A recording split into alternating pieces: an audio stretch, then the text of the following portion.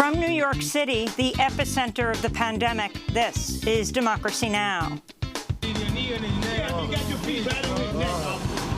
cannot breathe. I can't breathe. That's what George Floyd, an unarmed African-American man, repeatedly told a white Minneapolis police officer who pinned him to the ground Monday with a knee on his neck. Video of the police attack went viral. Now 4 officers have been fired. Being black in America should not be a death sentence. For 5 minutes, we watched as a white officer pressed his knee into the neck of a black man. For 5 minutes. The killing of George Floyd comes as another video went viral of a white woman calling the officers on a black man in New York City's Central Park, falsely accusing him of threatening her life after he asked her to leash her dog. We'll get response from Ibram X. Kendi, founding director of the Anti-Racist Research and Policy Center at American University, National Book Award-winning author of Stamped from the Beginning, The Definitive History of Racist Ideas in America, and How to Be an Anti-Racist. We'll also talk to him about his new COVID racial data tracker. Then calls for ICE to release people from detention during the pandemic are growing as 2 people have died from the virus while in custody. We'll look at how one of them suffered horrifying neglect. Like, he was so sick and he kept complaining about it. He wouldn't come out of the room. And the only thing that they would do when he complained, they would take him to sick call, and the only thing they would give him is pain medication or cold medicine. All that and more coming up. Welcome to Democracy Now!, democracynow.org, The Quarantine Report. I'm Amy Goodman. In Minneapolis, police fired tear gas and rubber-coated bullets at thousands of demonstrators who gathered Tuesday to protest the killing of George Floyd, an African-American man who was killed by a white police officer Monday. A video circulated widely on social media shows Floyd gasping for air and telling officers, "I can't breathe," while Officer Derek Chauvin pins him to the pavement with a knee to his neck. A warning, the video is extremely graphic. Your knee on his neck. You got your feet right on his neck. He ain't even resisting the rest. I cannot breathe. You just a grown, you're a tough guy. You're a tough guy, huh? I say you're a tough guy. You're not even resisting the rest, bro. His whole nose is Fight with him? Bro, but why you just sitting there? He ain't doing nothing now. Put him in the car. It'll kill me. Officer Chauvin continued to pin Floyd to the pavement with his knee for several minutes, even after Floyd became silent and still. George Floyd was taken to the Hennepin County Medical Center, where he was pronounced dead. The 4 officers involved in George Floyd's killing were fired Tuesday. The FBI's launched a federal civil rights investigation. Minnesota authorities are also investigating. After headlines, we'll get the latest from Minneapolis and speak with Professor Ibram X. Kendi, founding director of the Anti-Racist Research and Policy Center at American University. As the official U.S. death toll from COVID-19 is set to top 100,000 this week, rates of child hunger are soaring across the United States. Despite the surge, a federal program to feed school children who've been cut off from school meals during the pandemic has reached only a small fraction of the 30 million students it was intended to help. The New York Times reports only 15% of eligible children have received benefits under the pandemic EBT program, even though a fifth of U.S. mothers in a recent survey reported their children are not getting enough to eat. Meanwhile, the Census Bureau reports more than a third of all U.S. adults are showing signs of clinical anxiety or depression during the pandemic. That figure is about double the rate found in a survey in 2014. Here in New York, Governor Andrew Cuomo rang the opening bell Tuesday as the New York Stock Exchange partially reopened its floor to trading for the first time in over 2 months under new social distancing rules. The Guardian reports Governor Cuomo signed legislation last month quietly shielding hospital and nursing home executives from the threat of lawsuits stemming from COVID-19. The move came less than 2 years after the Greater New York Hospital Association poured more than $1 million into a Democratic committee backing Cuomo's re-election campaign. Meanwhile, the New York Taxi Workers Alliance has joined a lawsuit by Uber and Lyft drivers against Governor Cuomo and New York's Labor Department. The drivers say they were denied unemployment benefits during the pandemic. The Republican governors of Florida and Georgia have offered to host the Republican National Convention in August after President Trump threatened to pull the convention from Charlotte if North Carolina cannot guarantee he can have a packed arena. This comes as North Carolina is seeing a surge in coronavirus cases. On Tuesday, North Carolina's Democratic Governor Roy Cooper responded to the president. I will say that it's okay for political conventions to be political, but pandemic response cannot be. We're talking about something that's going to happen 3 months from now, and we don't know what our situation is going to be regarding COVID-19 in North Carolina. In Yemen, the United Nations says an explosion of COVID-19 cases has pushed an already strained healthcare system past the breaking point. This is a spokesperson for the UN Office for the Coordination of Humanitarian Affairs. The situation is extremely alarming.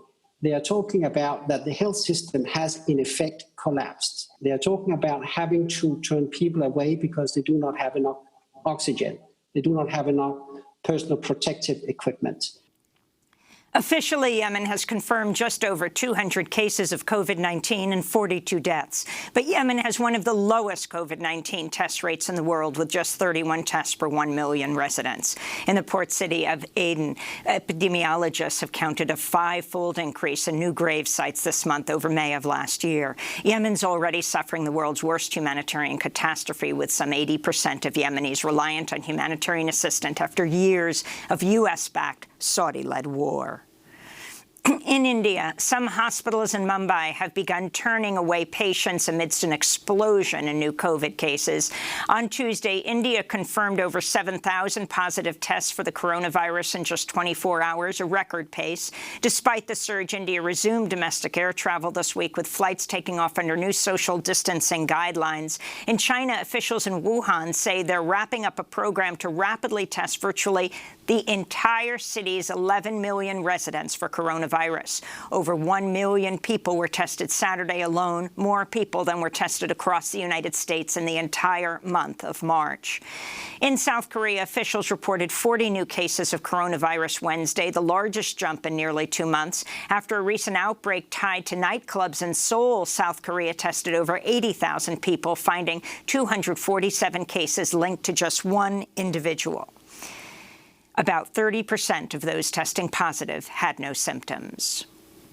In Ecuador, thousands of people took to the streets Monday in cities across Ecuador protesting President Lenín Moreno's public spending cuts during the pandemic. At least 150,000 people in Ecuador are now unemployed, with unions saying low-income workers have received little or no aid, while the rich are being protected. At least 2,000 marched in the capital, Quito. Marches also took place in the city of Guayaquil, the epicenter of the pandemic in Ecuador. In Mexico City, healthcare workers blocked main roads Wednesday, demanding the government provide them with personal protective equipment amidst the ongoing epidemic. We are asked to reuse our uniforms, that we should use cotton, to wash or reuse our N95 masks after several of my colleagues have become infected and even died. They have even died. So we want the authorities to listen to us. We want equipment to be able to work. In the United States, President Trump accused a reporter of trying to be politically correct for wearing a face mask during a press briefing at the White House Tuesday. Trump's comment came a day after he shared a tweet mocking Joe Biden for wearing a mask during a Memorial Day event in Delaware. Biden can wear a mask, but he was standing outside with his wife, perfect conditions, perfect weather. They're inside, they don't wear masks, and so I thought it was very unusual that he had one on, but I thought that was fine. I wasn't criticizing him at all. Why would I ever do a thing like that? And your second question was? I couldn't hear you. Can you take it off because I cannot hear you? I'll just speak louder, sir. Oh, okay, good. You want to be politically correct. Go ahead. No, sir, I just want to wear the mask. President Trump was speaking during an event protecting senior citizens' health. Meanwhile, Joe Biden called Trump a, quote, absolute fool and said his refusal to wear face masks is, quote, stoking deaths. President Trump is threatening to shut down social media platforms after Twitter labeled 2 of his tweets as potentially misleading. On Tuesday, Trump sent out 2 tweets attacking mail-in voting, claiming it would lead to a rigged election. Twitter responded by adding fact-check labels to the tweets with information about how there's no established link between voting by mail and voter fraud. Trump responded by accusing the company of interfering in the 2020 election and of stifling his free speech. Earlier this morning, Trump wrote on Twitter, Republicans feel that social media platforms totally silence conservative voices. We will strongly regulate or close them down before we can ever allow this to happen, the president said.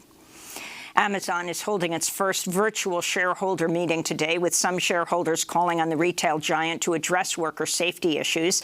At least 8 Amazon warehouse workers have died of COVID-19.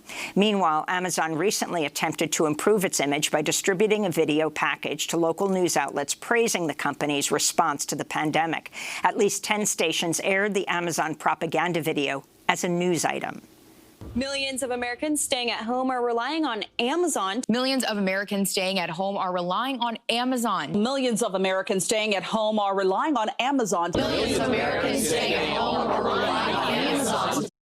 New York, a video has gone viral showing a white woman calling the officers on a black man and falsely accusing him of threatening her life after he asked her to leash her dog in Central Park.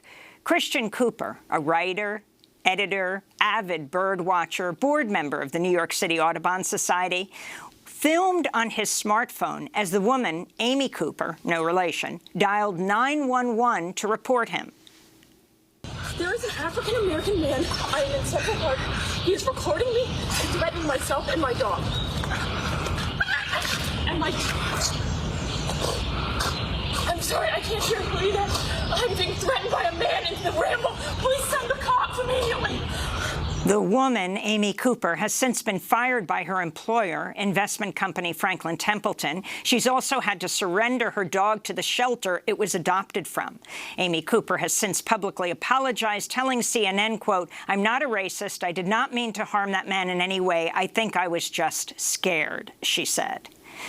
And Costa Rica has become the first country in Central America to legalize marriage equality. The landmark ruling went into effect midnight Tuesday, 18 months after the Costa Rican Constitutional Court ordered lawmakers to implement the reform. Small ceremonies took place shortly after, respecting the country's coronavirus restrictions. The Ritza Araya and Alexandra Quiros were the first couple to marry in the early hours of the morning.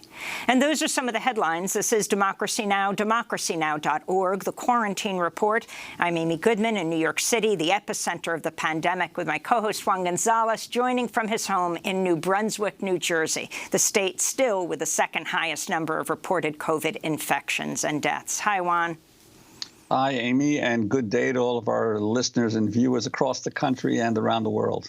Well, we're going to Minneapolis right now, where police fired tear gas and rubber-coated bullets at thousands of demonstrators who gathered Tuesday to protest the killing of George Floyd, a 46-year-old African-American man who died in police custody Monday after a white police officer pinned him to the ground.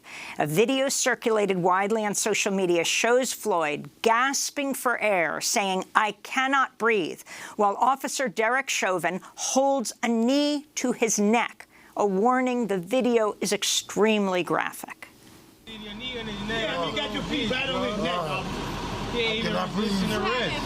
cannot breathe. You just a grown, you're a tough guy. You're a tough guy, huh? I say you're a tough guy. You're not even resisting arrest, bro. His whole nose. You fought with him? Bro, but why you just sitting there? He ain't doing nothing now. Put him in the car. The video shows the officer continued to pin George Floyd to the pavement with his knee in over his neck, even after Floyd became silent and still. 4 officers involved in Floyd's killing were fired Tuesday. The FBI's launched a federal civil rights investigation. Minnesota authorities are also investigating. "I can't breathe" were the same last words Eric Garner said before he was killed by a police officer in Staten Island in 2014. This is Minneapolis Mayor Jacob Frey. Whatever the investigation reveals, it does not change the simple truth that he should be with us this morning. I believe what I saw, and what I saw was wrong at every level. Being black in America should not be a death sentence. For 5 minutes, we watched as a white officer pressed his knee into the neck of a black man. For 5 minutes. When you hear someone calling for help, you are supposed to help. This officer failed in the most basic human sense. What happened on Chicago and 38th, this last night, is simply awful. It was traumatic, and it serves as a clear reminder of just how far we have to go. George Floyd's family says the officer should be charged with murder. They're being represented by civil rights lawyer Benjamin Crump, the family is, who said, quote, "This abusive, excessive, and inhumane use of force cost the life of a man who was being detained by the police for questioning about a nonviolent charge." This is Floyd's brother, Philanese, speaking on CNN Tuesday. I love my brother. Everybody loves my brother. Knowing my brother is to love my brother. They could have tased him. They could have maced him. Instead, they put their knee in his neck and just sat on him and didn't carry it on. He screamed, "Mama, mama, I can't breathe. I can't breathe." And they just didn't care. So I just don't understand what more we got to go through in life, man. They didn't have to do that to him. Well, for more, we're joined by Dr. Ibram X. Kendi, professor of history and international relations, founding director of the Anti-Racist Research and Policy Center at American University, National Book Award-winning author of Stamped from the Beginning, The Definitive History of Racist Ideas in America, his latest book, How to Be an Anti-Racist. His forthcoming children's book is titled Anti-Racist Baby. It's great to have you with us, Professor Kendi, but under terrible circumstances, from the pandemic to what we just see happened in Minneapolis. Can you respond to the killing of George Floyd? I mean, I think like so many Americans, so many Black Americans in particular, I'm just completely outraged. And it's certainly the case, as the mayor said, that when we cry out for help, other human beings should seek to help us. But essentially, the job of a police officer is to listen to those calls for help, is not to be our executioners. And so the fact that a police officer did not hear the cry for help, that's even worse than any of us. We're not sworn to protect. We're not trained to hear those cries, but police officers are. And so to me, I'm outraged, like so many people who care about Black lives.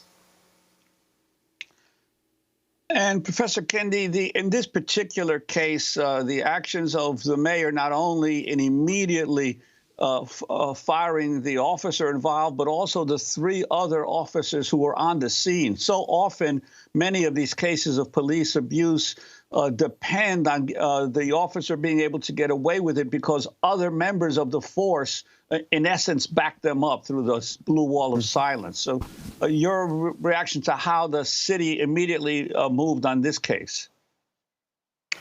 So, I mean, I think obviously their firing was immediately warranted. I think they should also be seeking to charge the officers with murder. I also think that we really need to consider if we did not have a video, would the officers have been fired as quickly? Would they have believed all of those witnesses who were looking at what was happening and who was asking the officers to stop? But it's not enough to fire the officers. You literally need to root out other officers in the Minneapolis police force that have the capacity to do this. I mean, and just like all over this country, it's not enough to imagine that there are bad apples. You know, we need to recognize that there's something wrong with the tree.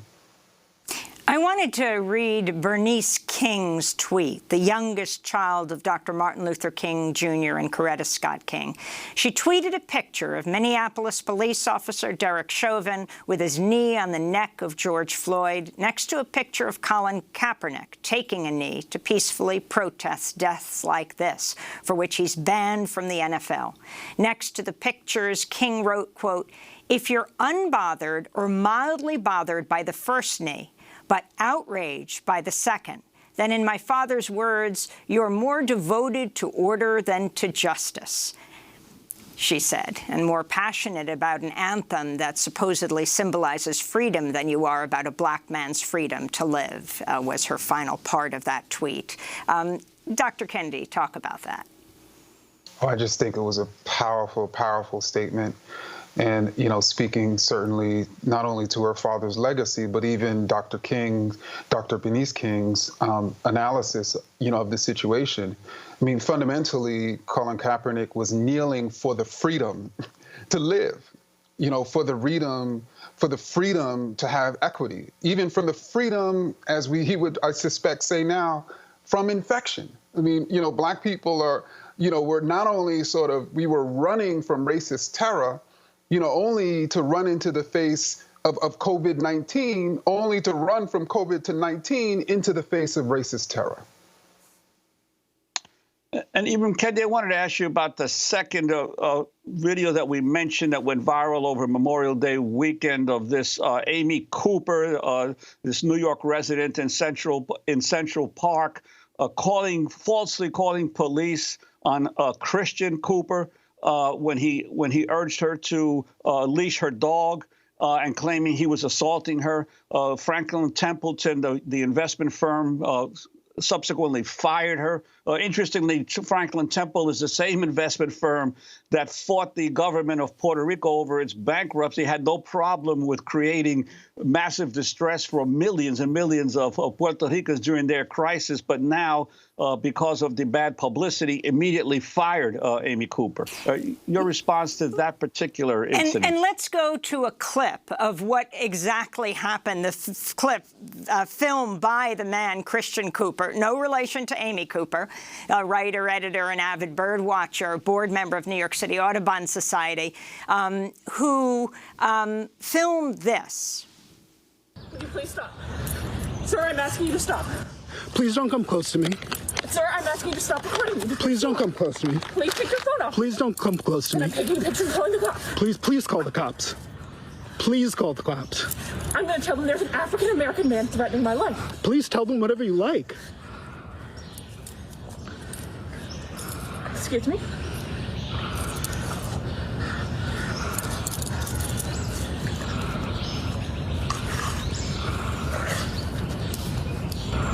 I'm sorry, I'm in a ramble, and there's a man, African-American, he has a bicycle helmet. He is recording me and threatening me and my dog. There is an African-American man, I am in Central Park. He is recording me and threatening myself and my dog. And my... I'm sorry, I can't hear you either. I'm being threatened by a man in the ramble. Please send the cops immediately. I'm in Central Park in the ramble. I don't know. Thank you. Incident involving Amy Cooper and Christian Cooper. When the police arrived on the scene, they arrested no one and issued no summons. Your response, Ibram Kendi? Well, I think first and foremost, it's critical for us to recognize that oftentimes, too often, what Amy Cooper did is typically the beginning of racist terror, and what happened to the end. In other words, you have a white woman weaponizing her white womanhood. And instead of seeking to resolve a dispute with another person and actually follow the rules and leash her dog, instead she projects herself as the victim and then calls the cops through that projection so they can come and protect her. And then oftentimes those cops actually believe that this white woman is aggrieved, is being threatened by this so-called super predator of an African-American male. And then oftentimes, or too often, it leads to that unarmed victim ultimately becoming harmed or even killed. I mean, the fact that we're talking about these two stories on the same day,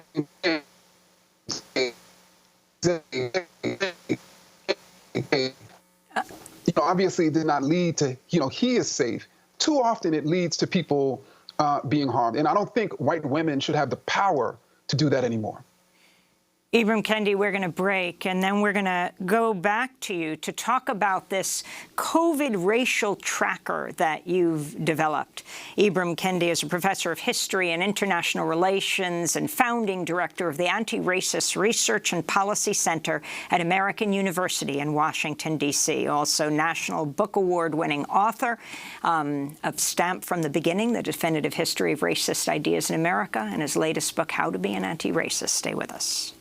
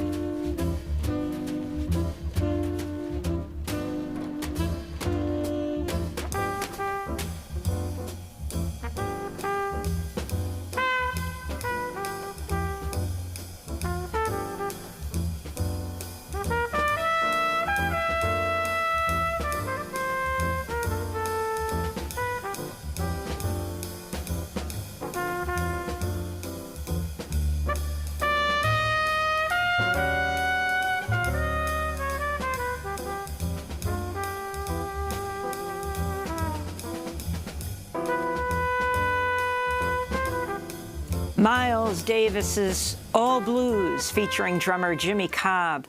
He passed away Sunday at the age of 91 of lung cancer. This is Democracy Now!, democracynow.org, The Quarantine Report.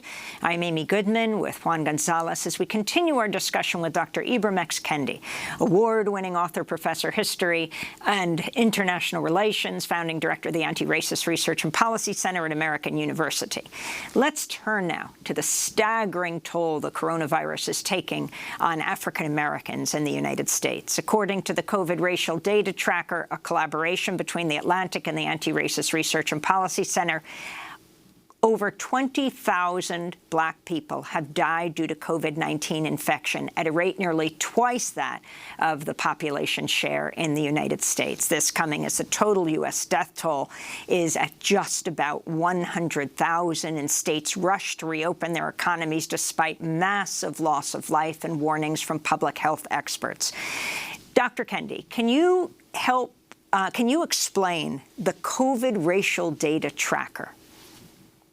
Sure. So in early April, only a handful of states had even released racial demographic data. So I called and other people started calling for racial data. And so by the second week, more states were releasing this data. And so we decided, my colleagues at the Anti-Racist Research and Policy Center started partnering with folks at the COVID Tracking Project to build what we call the COVID Racial Data Tracker. And that was essentially to collect all of this data that was finally beginning to release by states all over this country. But not only that, to continue to advocate for more states to release data and to collect it, to ingest it, and to, of course, make it available for everyday Americans so they can see racial disparities that are persisting to this day all over the country, and then hopefully use this data to protect and create policy for the most vulnerable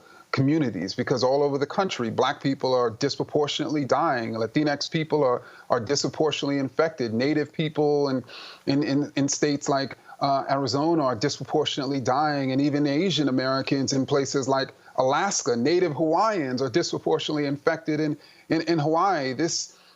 People of color are disproportionately being impacted by COVID-19, as the data shows. And Dr. Kendi, in New York City, obviously, was the epicenter of the virus in the United States. And initially, there was a lot of attention focused on Manhattan and people fleeing Manhattan. Then the focus shifted to Queens. But ultimately, now it's been clear that the hardest hit area of New York City, as I had suspected all along, was the Bronx, where 90% of the population is African American and Latino, and that is by far has the most percentage of infections, of deaths, and your sense of how the focus of the coverage of the pandemic has been in the U.S.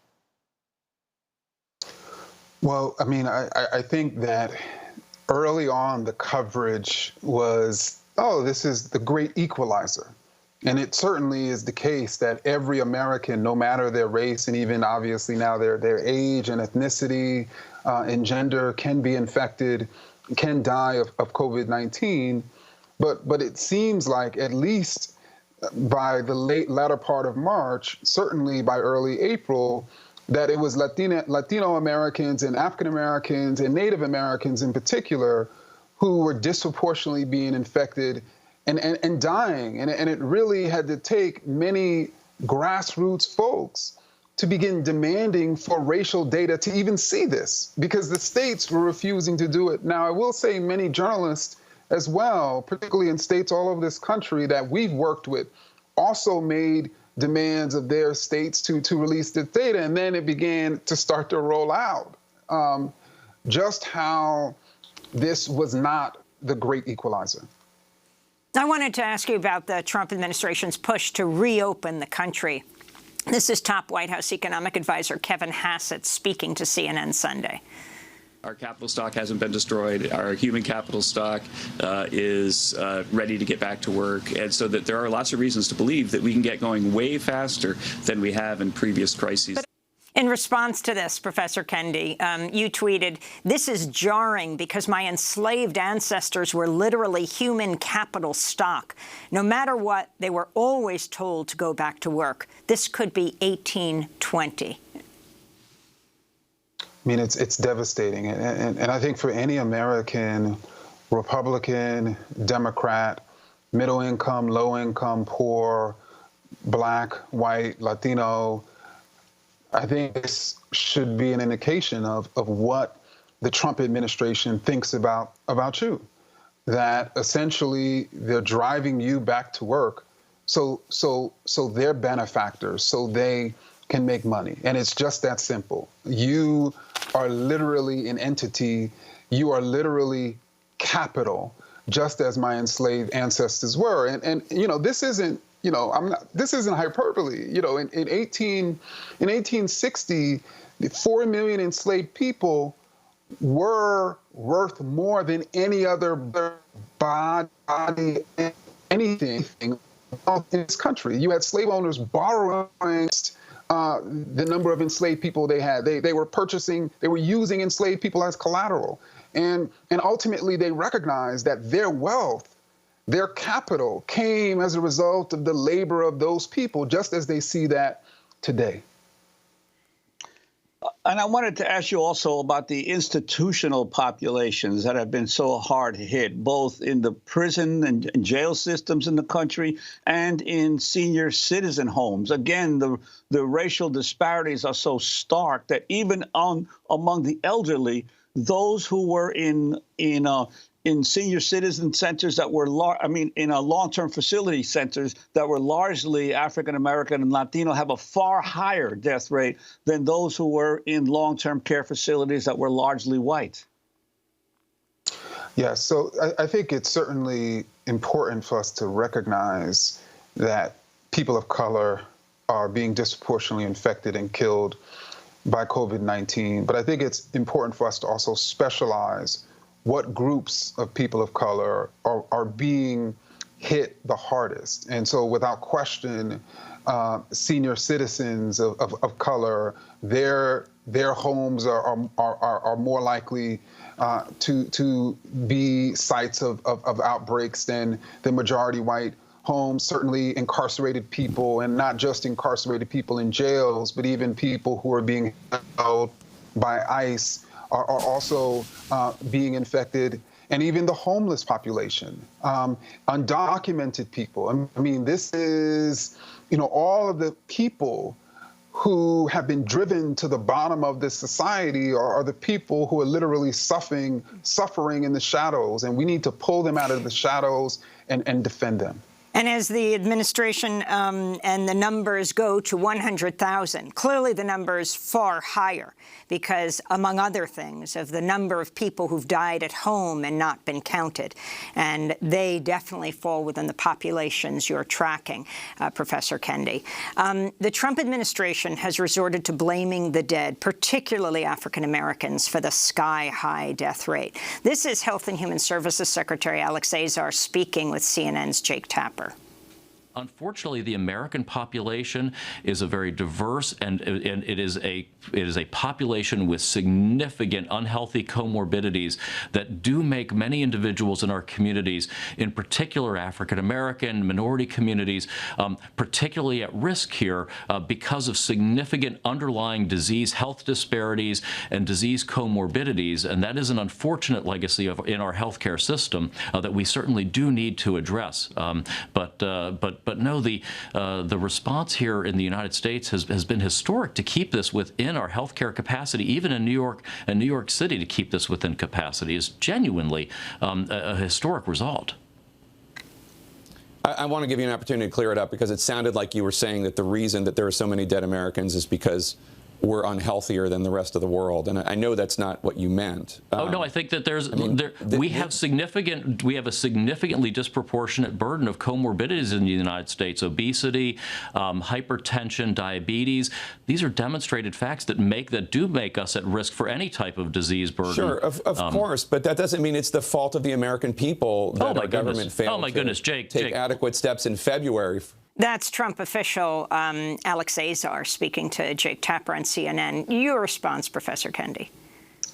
So what's fascinating is by the second week of April, when more and more Americans realized that black people were disproportionately dying, the first way to blame black people was to say they were not socially distancing. They were not taking the virus seriously. Survey data a month earlier had already disproven that, but then it was hard to also make that case when white Americans overwhelmingly were protesting to reopen their state. So then it became they zeroed in on this idea that black people have greater underlying conditions. The problem with that argument is studies have shown that what's more predictive of black infection and death rates are access to medical care, access to high-quality health care, I should say access to health insurance, even air and water pollution, employment status. All these social determinants of health are actually more predictive of black death and infection rates than their underlying conditions.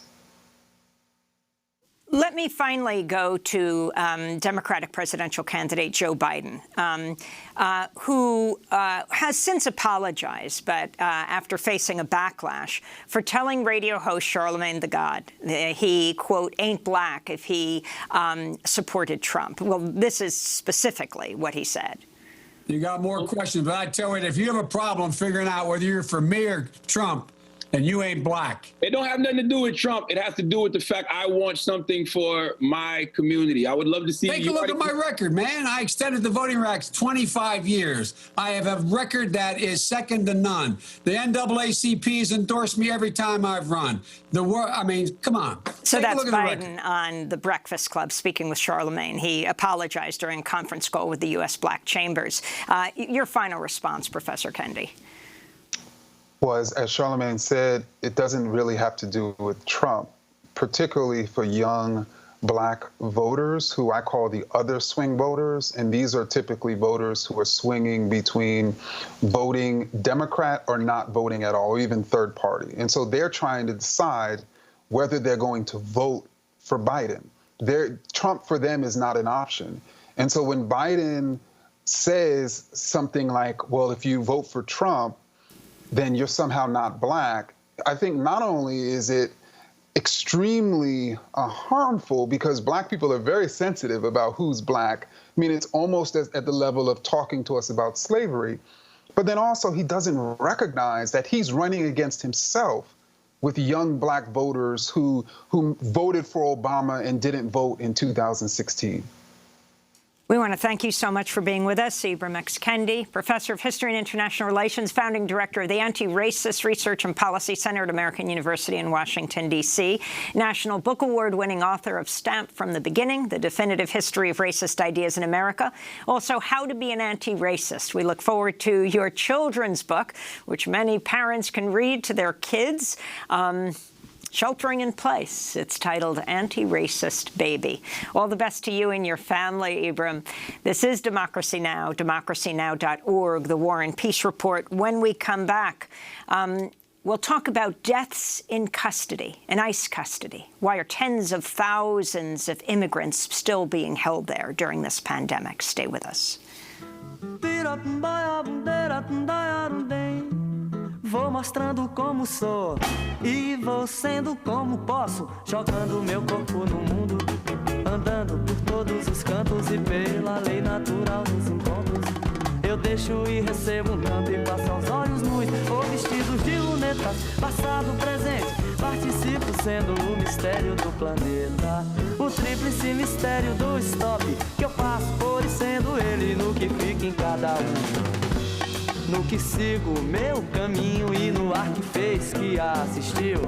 Abra um parênteses, não esqueça que independente disso, eu não passo de um malandro, de um moleque do Brasil, que peço e dou esmolas, mas ando e penso sempre com mais de um, por isso ninguém vê minha sacola. Bem, bem, bem, tupirapó.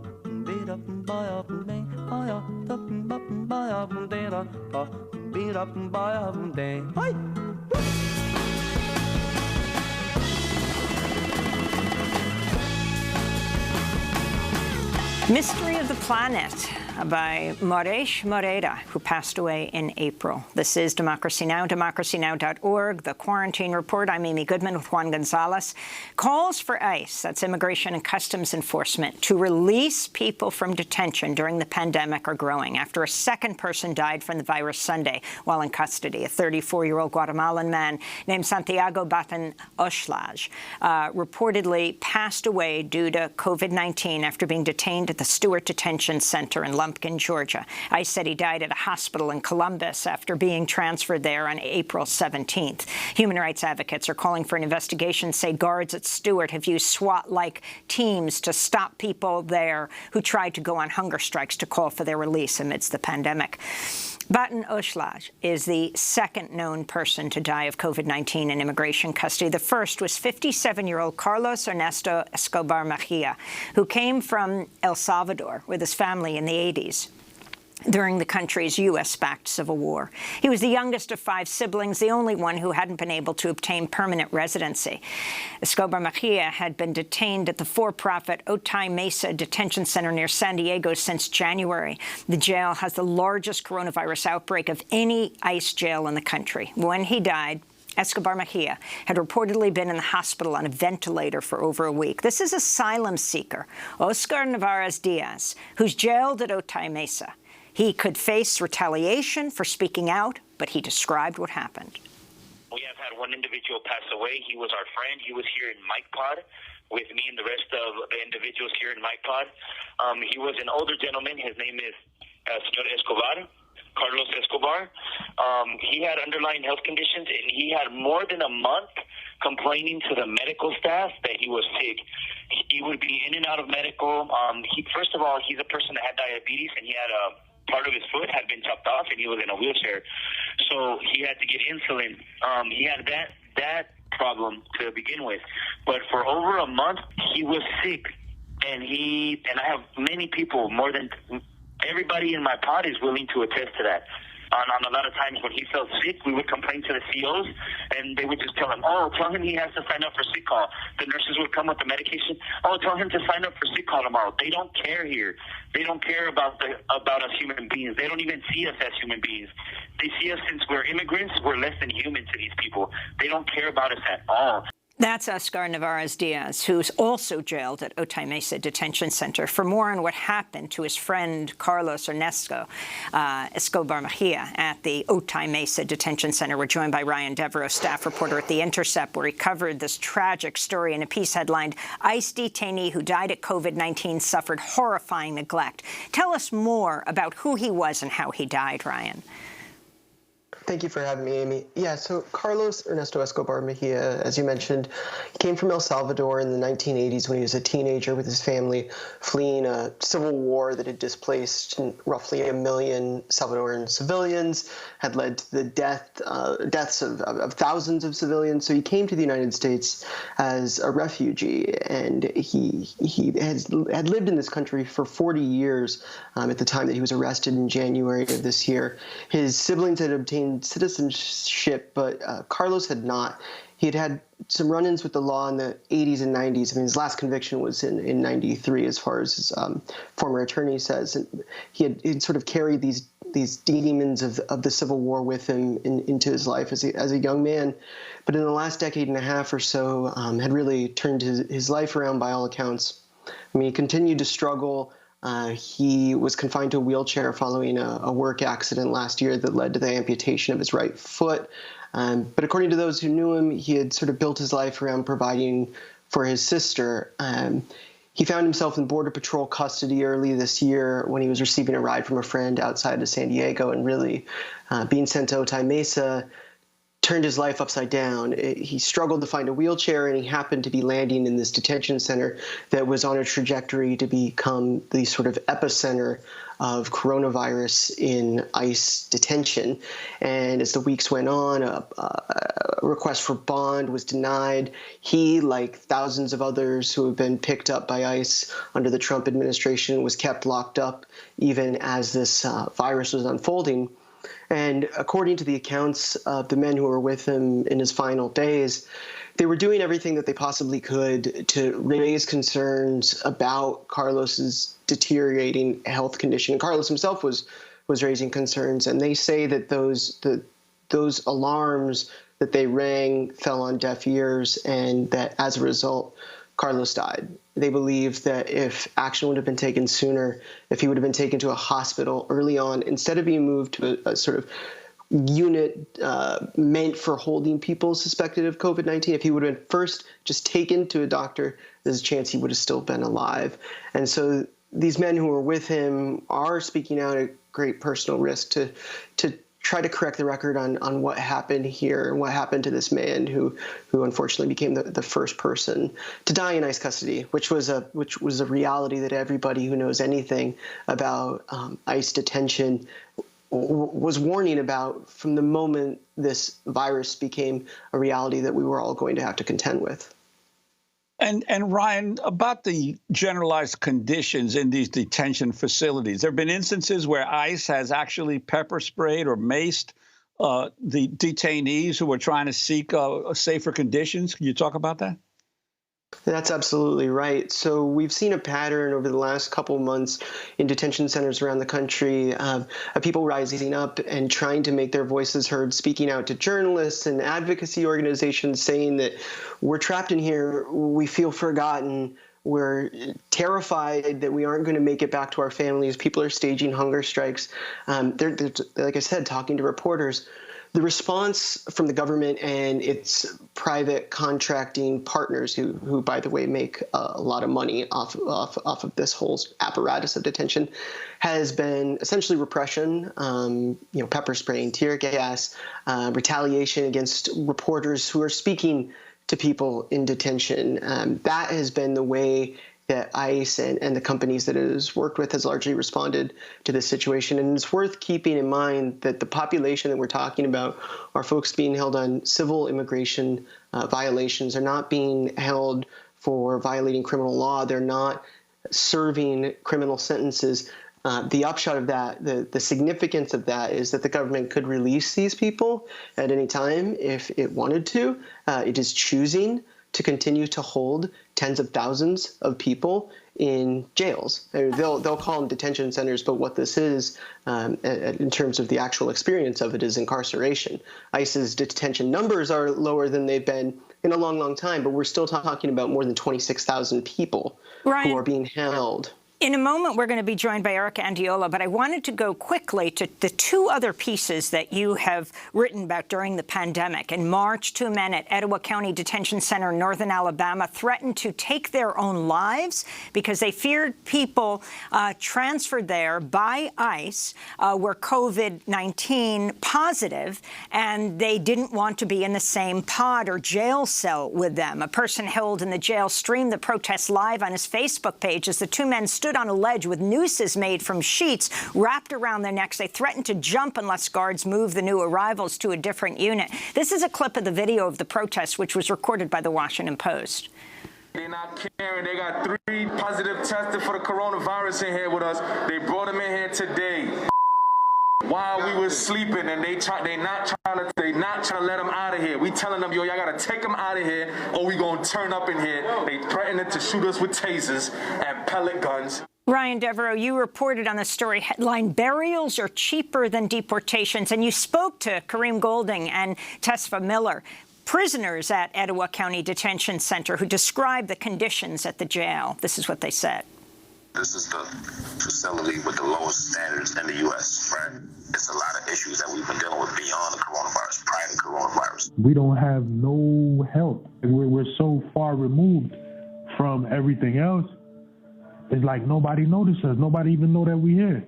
The entire system is working to keep this facility open because this is their money. This is small town USA, and this is just how these private contracts benefit your community. If you're not working here, you're working at Goodyear. Goodyear just closed down or laid people off.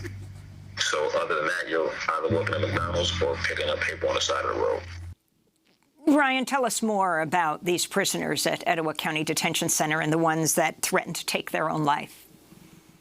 Yeah, I think what these men are trying to express is something that you're hearing from folks in detention centers all across the country, and that is the feeling of being forgotten in the midst of a global pandemic that's ripping through this country. And what they're describing is a system of detention and deportation that's been built up over the last several decades to the point that it is now, holding tens of thousands of people and refusing to release them, even as experts say that the Department of Homeland Security's own medical experts have said that these detention centers are a tinderbox. Those are their words for the spread of the coronavirus. So the men that I spoke to at Etowah County were really articulating the desperation that I just heard from the men who were detained with Carlos in San Diego on the other side of the country. I mean, this is the message that is coming out of these detention centers fairly consistently at this point. We're also joined by Erica Andiola, who is the Chief Advocacy Officer for Raíces Action, the advocacy arm for the Refugee Immigrant Center for Education and Legal Services.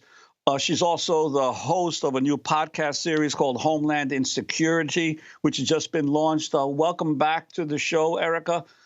Could you talk about the situation right now with these detention centers and Trump administration policy? Yeah, I mean, a lot of us saw this coming. A lot of us saw this being a ticking bomb since the very beginning, when we started seeing the pandemic getting bigger and bigger in different communities. We knew that as soon as he got to detention centers, it was a matter of time before a lot of people, and in this case, there's been hundreds and hundreds of people now who have been have contracted COVID. And as we was mentioned before, we now have 2 deaths of Carlos and Santiago who have passed away. And unfortunately, the reason why we knew this was going to happen, as Raíz says, the sister organization Raíces Action, we have been hearing the stories of people since the very beginning of not being provided with the right equipment to protect themselves, not having masks, not having soap, many of them washing their hands with shampoo because they had nothing else to wash their hands with, not being able to socially distance. And so, it was just really a matter of time before this happened. And it's just, none of those folks, especially people who migrated seeking asylum, they did not, do anything to deserve a life sentence in a detention center. And Erica, go ahead, Juan. And Erica, this policy now of the Trump administration for even asylum seekers to immediately deport them back to their country, and actually got the backing of the head of the Centers for Disease Control as a public health issue? That's right. They are using COVID-19 as a way to enact what they've been wanting to enact for a long time. We know that Steve Miller from the White House has had this agenda for, since they got elected into the White House. They wanted to end asylum. They have tried in different ways through Congress. They have tried to do it, through the executive powers. And now that COVID-19 is here and that there's a pandemic and people are afraid for their lives and their security, and now they're using it to deny people the right, to seek asylum in the U.S. And, I also want to mention that children are also being deported on their own. We know that for a fact. A lot of our attorneys actually work with children in detention. We have seen way less children now who are coming into the shelters, not because they're being released into the community to be with their families, but because they're being turned back to either Mexico or the countries that they migrated from, which is, imagine, there's literally children who are being sent back on their own without necessarily having the proper way of seeking asylum and the right that they have to seek asylum. And I wanted to get your response, Erica, to Ryan, if you could tell us in just 30 seconds about this final story you did about New Rochelle, which was the epicenter in New York at first. But what happened right before it with ICE raids?